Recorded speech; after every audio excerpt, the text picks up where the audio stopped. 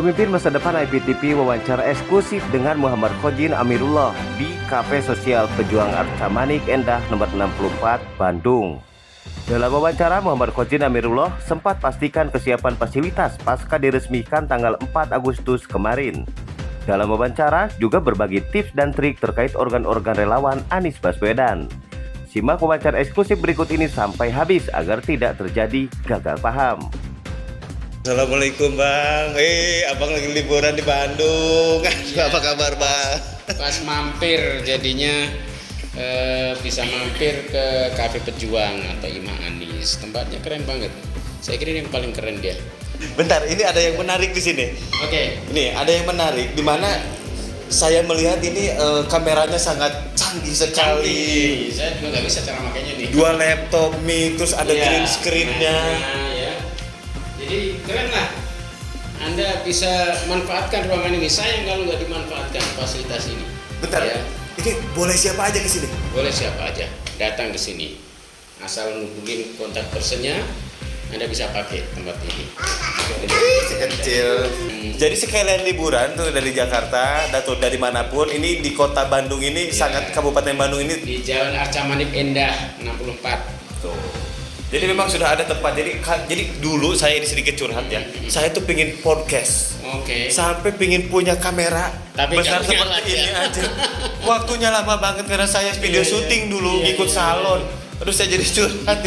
Ini sudah disediakan Sudah di sini. disediakan gratis ya. Luar biasa Jadi, sekali. bikin konten tinggal upload. Luar biasa. Oke, terima kasih. Nanti saya akan sampaikan ke teman-teman. Siap. Jadi yang memang punya capability, cakap berbicara, bisa ngedit atau mau podcast. Nah, nanti selain ke abang kita, Bang Ojin, nanti ada Kang Mirja dan kawan-kawan di sini di Imam Anies ini, silakan hubungi aja. Kang, saya mau podcast, Kang. Saya mau ke ruangannya, Kang. Udah disediain semua. Satu pertanyaan lagi buat Bang Ojin. Bang Ojin, izin. Ini kan pemilu sudah semakin dekat nih. Ya. Saya ada satu pertanyaan, bahwasannya caleg-caleg yang memang satu visi satu misi dengan Kang Anies Baswedan. Saya juga orang Ciamis, Kang Anies teh orang Kuningan, deket tetangga eta teh Kang Anies teh. Si Ayu Maja Kuning ya. Ayo Maja Kuning jadi teh. Nah, eta kumaha jadinya? Harusnya bagaimana nih? Apakah akan ada pertemuan intens ke depannya atau bagaimana nih? Untuk yang memang sudah sejalan. Ya, pertemuan sudah ada sebelumnya juga. Jadi nanti diintensifkan lagi karena semakin dekat kita perlu sering-sering koordinasi. Interupsi saya Ya. izin potong, saya akan bidik adalah caleg mudanya bagaimana itu? Caleg muda. Nah, caleg muda ini sudah angkatan kedua, alumni sudah banyak. Sebagian juga ada yang dari Jawa Barat nih. Pasti mereka akan suatu saat akan datang ke sini. Dan caleg-caleg muda kita menyebar di mana-mana. Bahkan caleg muda itu loh, ini yang menarik. Caleg muda turun tangan itu tidak hanya orang yang mau nyalek dari partai pendukung Anies loh. Ada peserta caleg muda itu dari partai yang bukan pendukung Anies. Aduh, saya sudah ngomongnya tapi memang Pak Hojin ini, aduh susah nih ngomongnya. Lanjut. Iya, kita tetap kasih mereka ilmu, tetap kasih mereka coaching, ya. Karena kita melihat orang, kita ingin melihat orang baik itu masuk politik, gitu. Tenang, Partai saya boleh dengar. apapun, Partai boleh apapun, soal dukungan bisa gimana nanti afiliasi saja. politik bisa apa saja, tapi yang penting orangnya.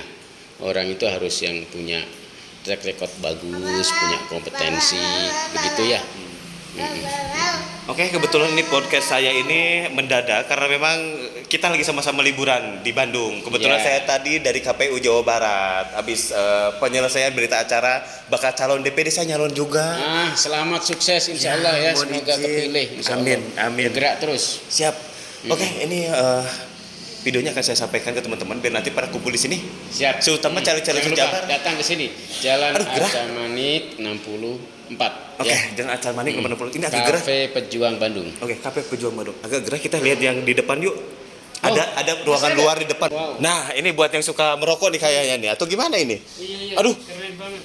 Dan ini kanan kiri juga rupanya banyak restoran saya lihat. Tadi saya jalan dari arah sana, itu banyak restoran-restoran. Jadi memang ini tempatnya kayaknya tempat makan juga. Ya. Jadi sekalian meeting, sekalian pertemuan ya bisa cari, ya tidak hanya ke Kafe Pejuang, bisa ke kanan kiri juga banyak variasinya. Saya sudah ngintip tadi dari Gedung Sate, nggak terlalu jauh dari sini. Terlalu lama. Iya. Saya berpikir di sini, wah, Saya bilang ini kalau misalkan saya meeting ngajak tamu-tamu penting saya ke tempat ini kan asik. Betul. Daripada saya sewa, punten maaf dari sewa. Iya, Mending kita ini di sini udah sudah kayak sangat hotel sebenarnya. Gede tempatnya kan. ini mewah banget, Pak. Mewah banget.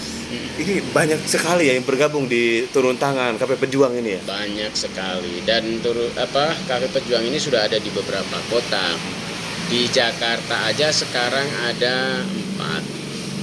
Kemudian Bandung ini, lalu Bekasi, Cirebon, Banyumas. Tuh, Banyumas bentar lagi launching nih. Kapan-kapan tuh bocorin kita ke Banyumas serius nih. Insya Allah bulan ini, mungkin pertengahan bulan ya. Medan juga lagi persiapan. Medan sudah ada, tapi perlu pembenahan lagi. Gitu.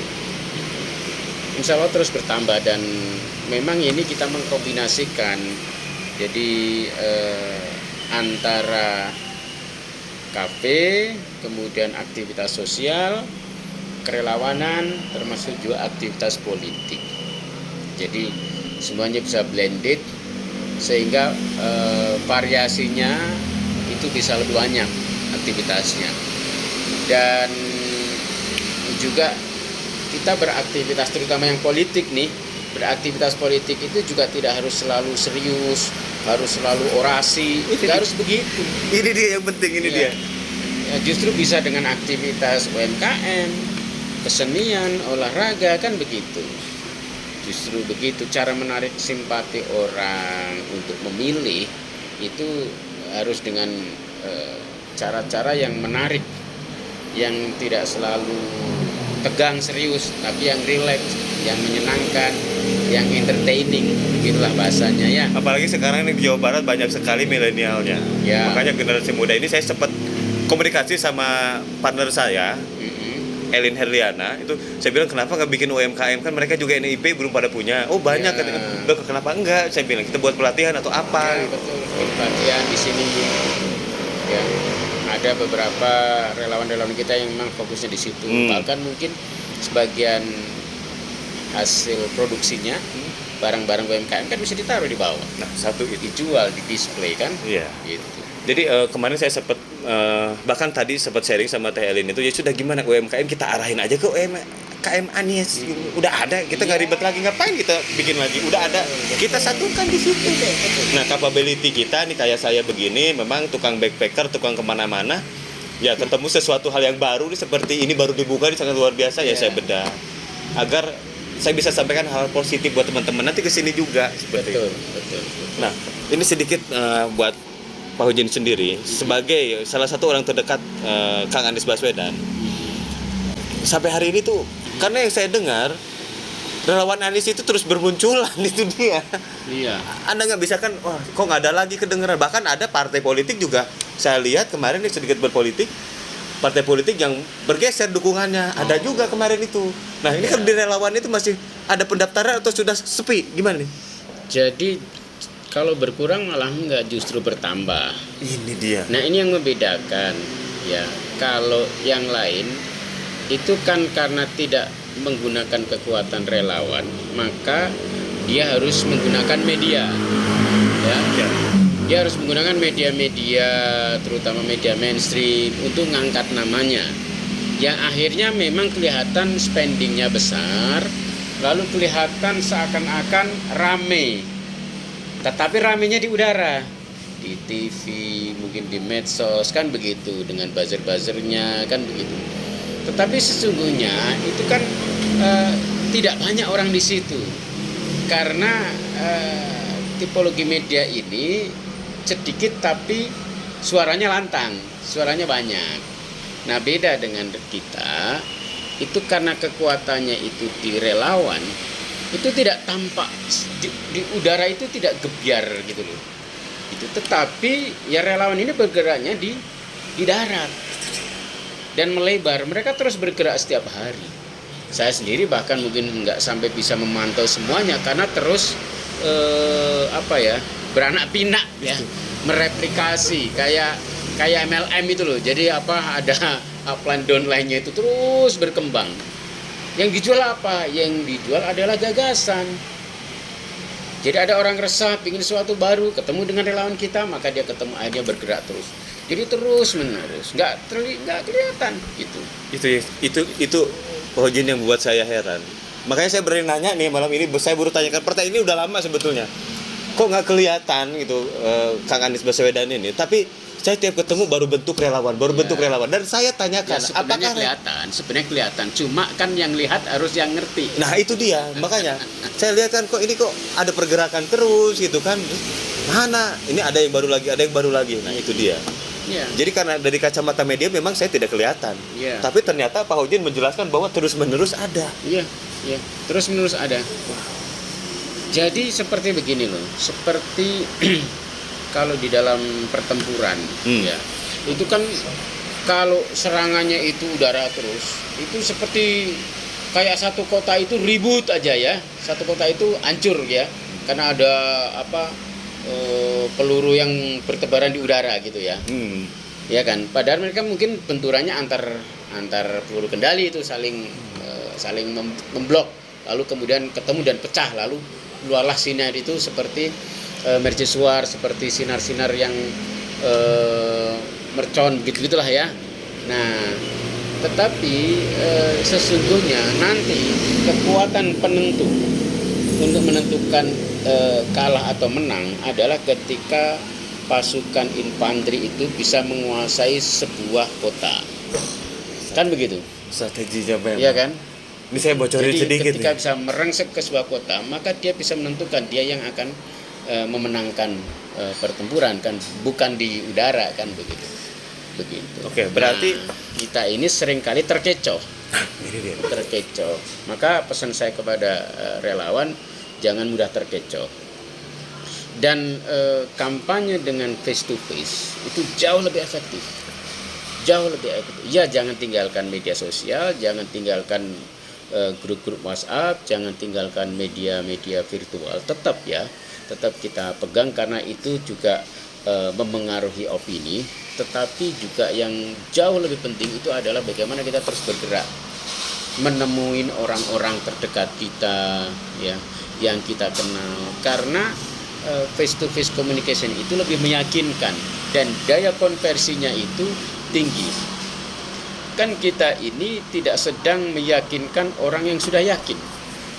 Iya ya, justru orang Iya. yang sebelumnya tidak mengenal Kang Anies, nggak tahu justru ya, bahkan kita harus jangkau orang-orang yang belum mengenal atau sudah mengenal tapi belum yakin. Itu namanya melebarkan sayap. Ini dia nih, kunci nih ya. Melebarkan sayap. Jadi burung itu kalau mau terbang, yang dia lakukan apa? Sayapnya harus kepak sayap itu harus dilebarin. Lebar dulu. Iya dong. Oke. Tapi kalau sayapnya itu ditebelin, burung bisa terbang nggak? Enggak lah. Malah berat, nggak bisa terbang. Iya. Jadi harus dilebarin. Maka relawan itu caranya itu adalah dengan lebarin. Jadi bukan berdiskusi antar orang yang sudah yakin, debat nggak ada hentinya gitu ya, yang kadang melibatkan emosi, nggak akan nambah suara, tapi jangkau yang belum terjangkau. Itu namanya melebarkan. Nah, semakin luas dari jangkau kita ngajak orang-orang itu, insya Allah nanti yang ibarat tadi burung itu akan bisa terbang lebih tinggi. Begitu. Pak Hojin, terima kasih banyak. Sama-sama. Ini atas waktunya. Saya dapat pertanyaan titipan sebetulnya buat Pak Hojin ini salah satunya ya. Karena ada relawan yang baru bentuk terus bingung, ini harus gimana gue? Daftarnya kemana saya? Laporannya seperti apa kemana? Sementara kita sudah ada loh komunitasnya. Itu saya juga tidak bisa menjawab karena saya bukan decision makernya, justru beliau. Tapi barusan sudah kita tangkap bahwa terus aja bergerak. Karena nanti akan ada hari hanya ya, ujungnya ada pertemuan, terus nama relawannya apa diregistrasikan, didaftarkan, kan begitu kan ya Pak ya? Maaf nih kalau salah, ada arahan mungkin sedikit buat yang di daerah-daerah nih, karena saya menemukan ketika saya keliling Jawa Barat, ada di sini kita mah Anies, di sini beda, nah yang di sini tuh nginduknya kemana nah gitu, karena mereka ingin turut serta juga dalam perjuangan itu. Yang nginduknya semua ke Anies, ya kan, nginduknya semua ke Anies. Jadi kalau Anda bergerak, maka relawan Anda atau simpul Anda pasti aktif dong, pasti kelihatan dong, kan begitu. Yang menentukan eksistensi dan tidak eksisnya ini kan pergerakan. Pergerakan. Iya. Bukan media ya. Nah, tentu media membantu pergerakan kita supaya media itu seperti syiarnya lah ya, begitu. Nah, jadi sama-sama diperlukan, tetapi gerak itu penting dan bikin variasi model-model pergerakan yang banyak. Nah, ini dia. Ya, masyarakat itu juga mungkin kalau ada orang datang ngomongin tiap hari politik terus juga bosan. Pusing juga. Ya kadang masyarakat butuh sesuatu yang ngomongin soal kehidupan sehari-harinya. Kalau petani yang ngomongin soal pertaniannya, kalau seniman yang ngomong kesenian, ya kan? Kalau buruh mungkin ngomongin soal kesejahteraan buruhnya, nelayan yang ngomongin soal laut ikan, kan begitu. Jadi, ya itulah gunanya politik. Untuk apa? Untuk menjangkau orang dan supaya orang itu bisa menyalurkan aspirasinya, menyampaikan nasibnya, lalu orang-orang itu bisa merasa bahwa nanti ada harapan perubahan dengan ini. Nah, politisi ya yang terpilih dia harus bisa menjamin perubahan-perubahan yang diinginkan oleh masyarakat. Kan begitu. Jadi fungsi politik di situ. Bukan kemudian sekedar nyari suara, habis itu dapat suara lalu lupa. Enggak. Justru tanggung jawab terbesarnya nanti adalah setelah terpilih. Bang Hojin, terima kasih banyak atas waktunya dan ini akan saya bagikan, nanti akan saya sedikit fokuskan buat teman-teman yang memang sempat bertanya ke saya, karena teman-teman melihat rekaman saya bersama Bang Anies banyak. Kebetulan Pak Anies Baswedan ini Gubernur DKI itu saya ikut mengawal juga, sama Jeki Alatas Brigade 08. Kalau lihat tayangan ini saya kawal itu sampai dia jadi, sampai selesai di peresmian Little Gapura India saya kawal sampai akhir, dan sampai hari ini mungkin akan berlanjut karena saya komunikasi terus sama Pak Hojin. Saya dapat arahan seperti barusan, sebetulnya Pak Hojin itu bicaranya ke saya, tapi yang menangkap yang menonton. Makanya silahkan kalau ada yang positif silahkan ambil, kalau ada yang negatif ya mohon dimaafkan. Pak Hojin terima kasih banyak atas waktunya. Sama-sama, sukses selalu ya.